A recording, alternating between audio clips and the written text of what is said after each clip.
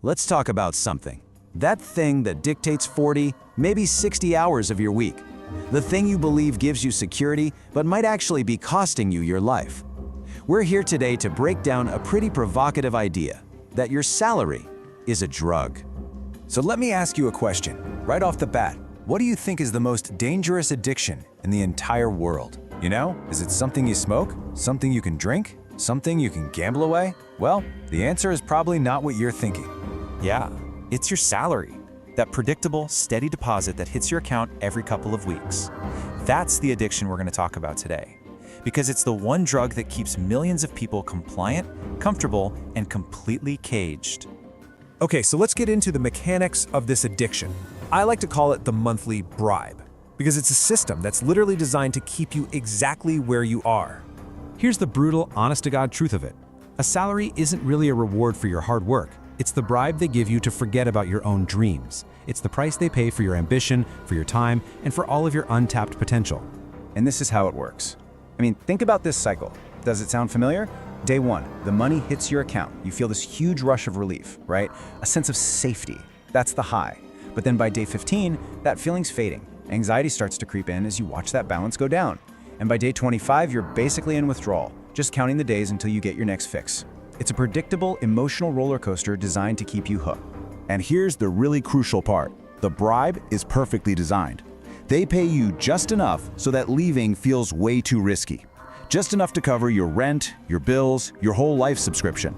But it's almost never enough for you to build real wealth, to get true freedom, to just walk away on your own terms. So this monthly bribe, it doesn't just trap you. It puts you inside what I call a golden cage. You're comfortable, sure, you're safe, but you are actively trading your own greatness for that comfort.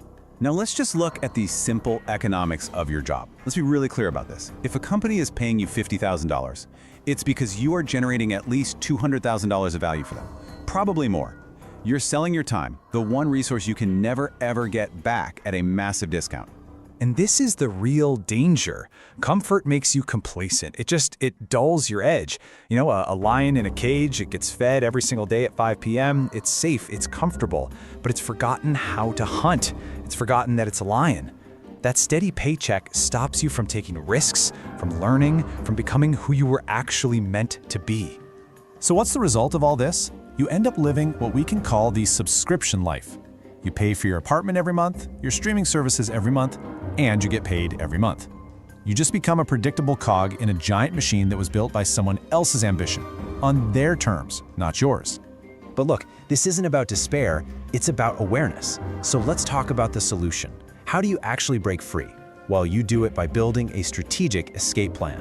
And it all starts with a really powerful shift in your mindset. Now, the first thought you might be having is, okay, I get it, I should just quit my job, right? You feel that fire, you're ready to break the chains and just walk out. No, hold on. That's a terrible idea. An addict doesn't just go cold turkey without a plan. That's reckless. Instead, you have to build a smart, strategic rehabilitation plan. And here it is. Number one, you reframe your entire mindset.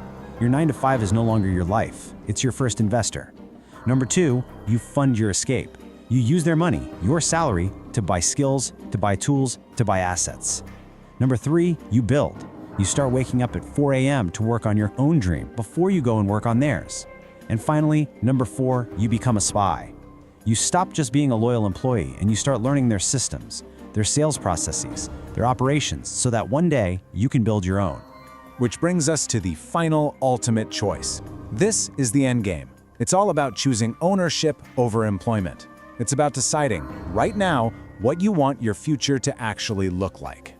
Just look at these two paths. You can be a paycheck receiver and spend the next 40 years of your life building someone else's castle, building someone else's legacy. Or you can become a paycheck signer. You can build your own small hut. And hey, it might not be a castle at first, but you will own it, 100%. The choice is really between being a builder for them or an owner for you. So the only question left is the one you have to ask yourself. Looking at those two paths, which one are you going to be? I'm going to leave you with this one last thought. Stop selling your dreams for a monthly fee. Stop waiting for someone to give you an invitation. Build your own damn table. Because when you do that, you will never, ever have to beg for a seat at theirs.